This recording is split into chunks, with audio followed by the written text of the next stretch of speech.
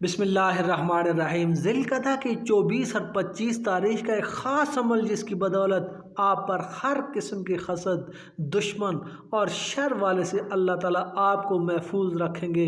جو آپ کو نقصان پہنچانے کی کوشش کر رہا ہے، آپ کو اذیت دینا چاہتا ہے، آپ کو تکلیف دینا چاہتا ہے، آپ کو پکڑ میں لینا چاہتا ہے، گرفت میں لانا چاہتا ہے، نقصان کرنا چاہتا ہے، چاہے وہ جادو کے ذریعے سے کرنا چاہتا ہے، نظر بد کے ذریعے سے کرنا چاہتا ہے، یا کسی اور طریقے سے مقدمات میں یا جھوٹی گواہی میں آپ کو پھنسانا چاہتا ہے، آپ کو کسی بھی صورت میں وہ پکڑنا چاہتا ہے، تو آپ یہ عمل مختصر کر لیں۔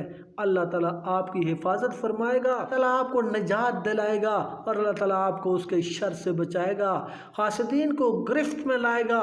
نبی پاک صلی اللہ علیہ وآلہ وسلم کی بارگاہ میں ایک آدمی حضرت ابوبکر صدیق رضی اللہ تعالیٰ عنہ کو برا بھلا کہنے لگا۔ آپ خاموش بیٹھے تھے، حضرت ابوبکر صدیق رضی اللہ تعالیٰ عنہ بھی خاموشی سے بیٹھے سنتے رہے۔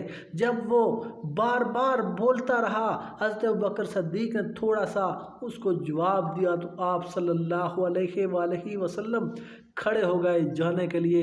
تو ابوبکر صدیق رضی اللہ تعالیٰ عنہ نے فرمایا کہ یہ بندہ اتنی دیر سے بولا جا رہا تھا اور آپ بیٹھے ہوئے تھے، لیکن میں نے ہلکا سا جواب دیا۔ اللہ علیہ وآلہ وسلم اٹھ کر جا رہے ہیں، تو آپ صلی اللہ علیہ وآلہ وسلم نے فرمایا کہ ابوبکر، جب تم خاموش تھے تو اللہ کے فرشتے تمہاری طرف سے جواب دے رہے تھے اور میں دیکھ رہا تھا، مگر جیسے ہی تم نے جواب دیا، اپنے لب ہلائے، فرشتے ایک دم واپس چلے گئے۔ جہاں سے فرشتے چلے جائیں، میں محمد صلی اللہ علیہ وآلہ وسلم وہاں نہیں بیٹھتا۔ یاد رکھیں، جب آپ اللہ کے حضور التجا کریں گے، اللہ سے مانگیں گے، دعا کریں گے، تو اللہ کے فرشتے حرکت میں آ جائیں گے، آپ کا انتقام، آپ کا بدلہ لیں گے، اور اللہ تعالیٰ آپ کا سارے شر سے آپ کو بچائے گا، اور اللہ تعالیٰ آپ کو سرخرو کرے گا۔ یہ مختصر سا عمل ہے، ذی القعدہ کی خاص تاریخوں میں آپ نے کرنا ہے۔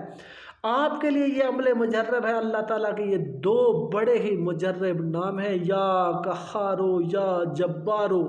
یہ آپ نے 313 دفعہ پڑھنے ہیں، دعا کرنی ہے، اللہ کے حضور رو رو کر مانگنا ہے۔ انشاءاللہ اللہ تعالیٰ آپ کو ان کے شر سے بچا لے گا۔